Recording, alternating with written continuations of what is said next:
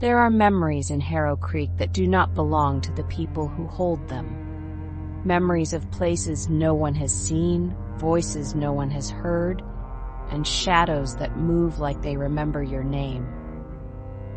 Last time, the children of Harrow Creek returned, changed.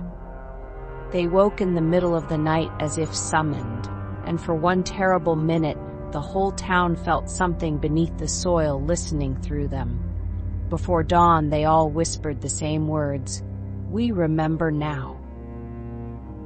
But no one asked them what it was they remembered. Tonight, we will. This is episode 9 of the Harrow Creek tapes, What the Children Remembered. The first sign came the morning after the gathering. Parents woke exhausted, whispering about what they'd seen the night before. Children walking in perfect lines, eyes half closed, the ground trembling beneath their feet. Some swore it was a dream. Others prayed it was. But when the sun rose, something waited for them on Willow Road. Chalk drawings. Dozens of them. No one saw who made them, because none of the children claimed to be awake when they left their beds, and none of the adults dared to believe they had allowed their kids outside. But the drawings told a story. Circles, spirals, tall, thin shapes with 2 long arms, a field of black grass, a giant figure curled beneath the town, its arms wrapped around the foundations like roots strangling a dying tree, and at the center of it all, symbols no one recognized. Some parents tried to wash them away. The chalk wouldn't lift. Even after scrubbing until their fingers bled, the lines remained ghostly beneath the pavement, like the drawings were burned into the stone. By noon, the entire road shimmered faintly in the heat, as if the symbols were breathing. The sheriff's office taped the street off. That didn't stop what came next. Around 4 that afternoon, a teacher at Harrow Creek Elementary called in a strange report. One of her students, Nora, 7 years old, had begun humming during recess. A low, steady hum. At first, the teachers thought nothing of it, but she didn't stop. Not during class, not during lunch, not during reading time. She hummed so continuously that her lips turned pale and her voice cracked. The hum was unnerving. Too deep for a child, too steady for breath, and too familiar. The same hum heard under the sheriff's building, under Briar Road, under the water tower. By the time her parents came to pick her up, the hum had begun vibrating objects around her desk. Pencils rolled, a glass of water shivered, a poster fell from the wall. When they finally got her home, she stopped humming long enough to whisper, "I'm not supposed to speak yet." Then she covered her own mouth with both hands and stared at the floor, trembling.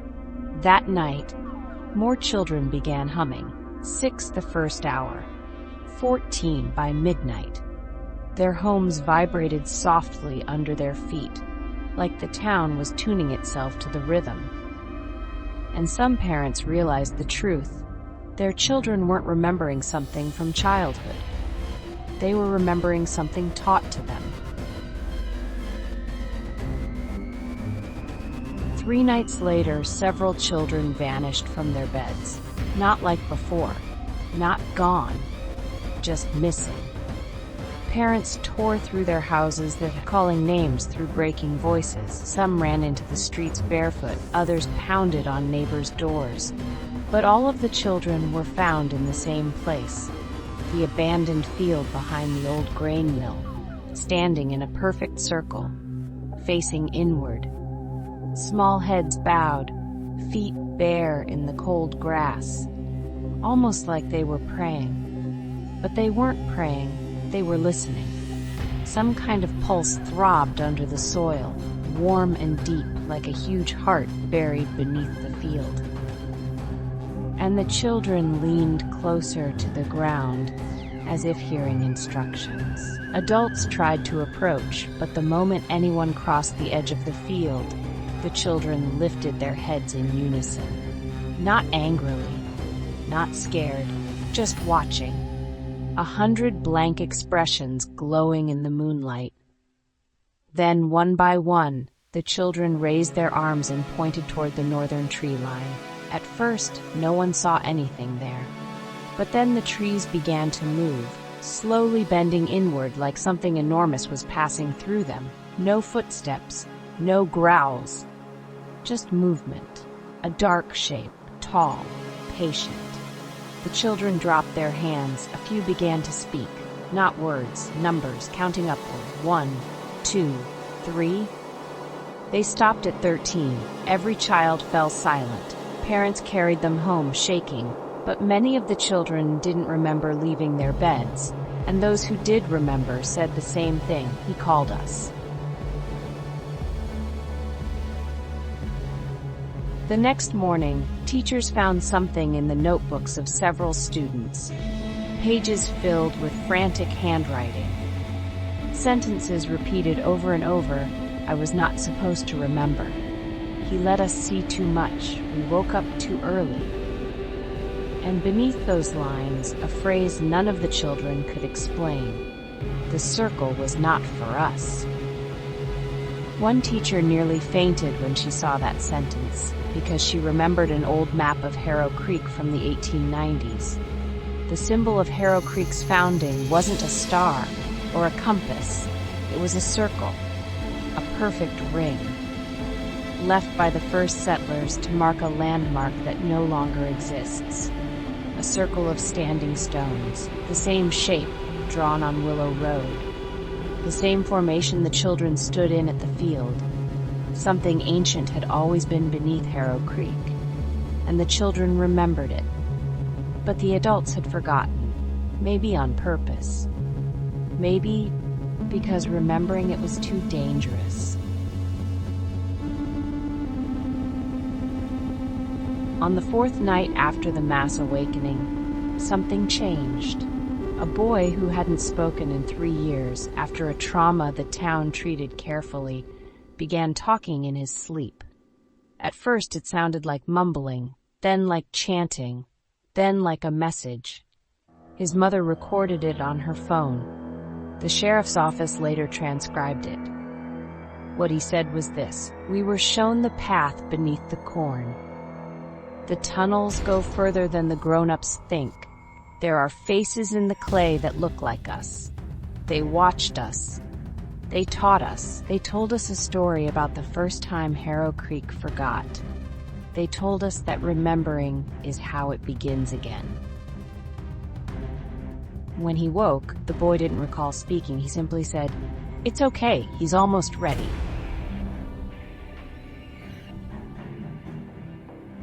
None of the children could describe the thing beneath the tunicle. Whenever asked, they froze. Their faces went blank, their eyes unfocused, but they did describe one thing consistently: a landscape.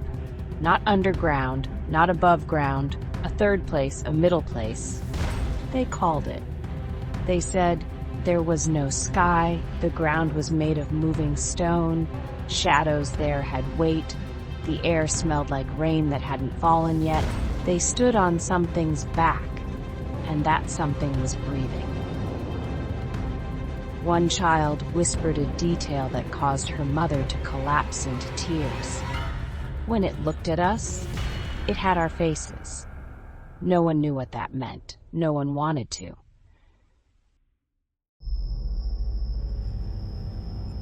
The sheriff's department eventually brought in a therapist from out of town, a specialist in childhood trauma.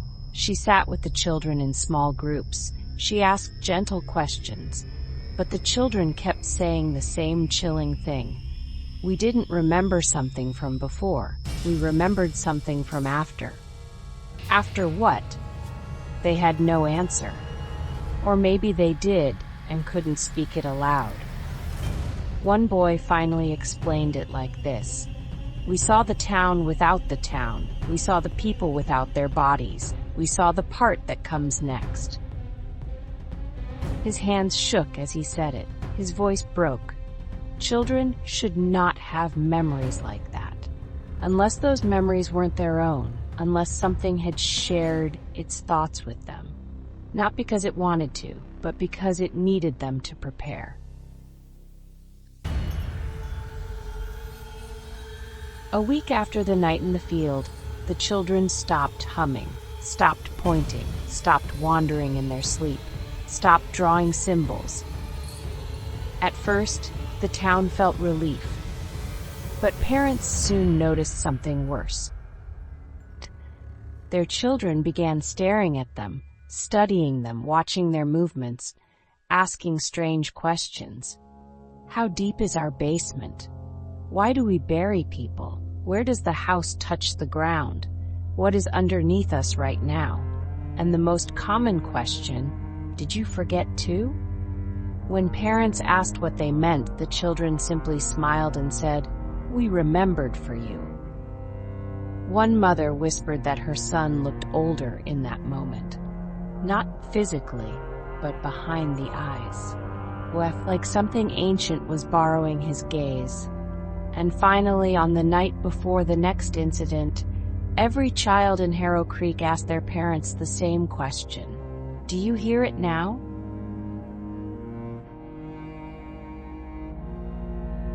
Memories are dangerous things in Harrow Creek. Some are forgotten to protect the town. Some return when they shouldn't.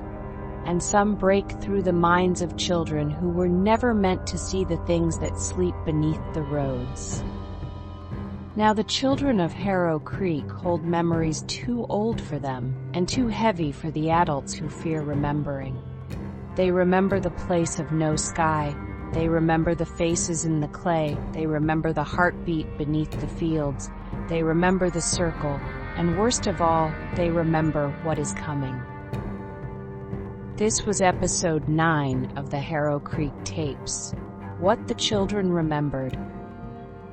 And in episode 10, we will learn what the adults have spent generations trying to forget.